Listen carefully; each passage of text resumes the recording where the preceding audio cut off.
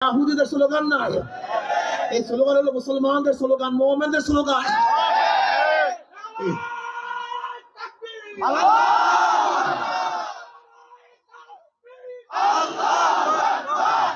এই স্লোগান মুসলমানদের মুমিনদের স্লোগান। এই স্লোগান যদি কলব থেকে বের হয়, আজ আমি বিশ্বাস করি ঠিক মতো স্লোগান যদি দিতে পারেন, আল্লাহু আকবার ধ্বনি কলব থেকে দিতে পারেন, তো হোয়াইট হাউসও ভাঙ্গা সম্ভব।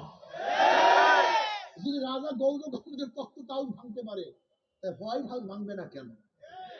কি কথা ঠিক না? দেখবেন এই স্লোগান অনেকেই সহ্য করতে পারে। মুসলমানদের দলের মধ্যে, মুসলমানদের মিছিলের মধ্যে যদি আল্লাহু আকবার স্লোগানই না থাকে, সেটা কিসের দল মুসলমান?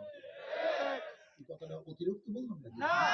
আমাদের প্রত্যেকটা মিছিলের মধ্যে থাকবে নারায়ে তাকবীর, আস্তে কয় আল্লাহু আকবার মানে কি? আল্লাহ বড়। এই ধ্বনি এমন ভাবে দেব, গোটা দুনিয়ার সমস্ত বেঈমানরা জানবে কেউ বড় না, আল্লাহ।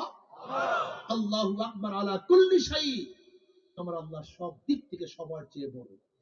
নারায়ে তাকবীর। এই হাত নারা দিল, এমন ভাবে আওয়াজ করবে যে 10 কিলোমিটার দূরে আওয়াজ চলে যায়।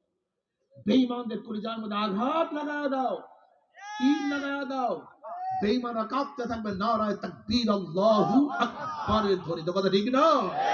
নারায়ে তাকবীর, নারায়ে তাকবীর, আল্লাহু আকবার, নারায়ে তাকবীর, আল্লাহু আকবার। আমরা সবাই নবীর সেনা, ভয় করি না বুলেট বোমা, ভয় করি না বুলেট বোমা। আমরা সবাই নবীর সেনা।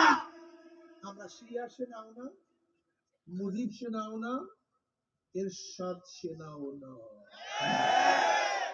কার সেনা? নবীর সেনা। আমরা সবাই নবীর সেনা। আল্লাহু আকবার। যদি নবীর সেনা হইয়া কবরে যাইতেই পারো,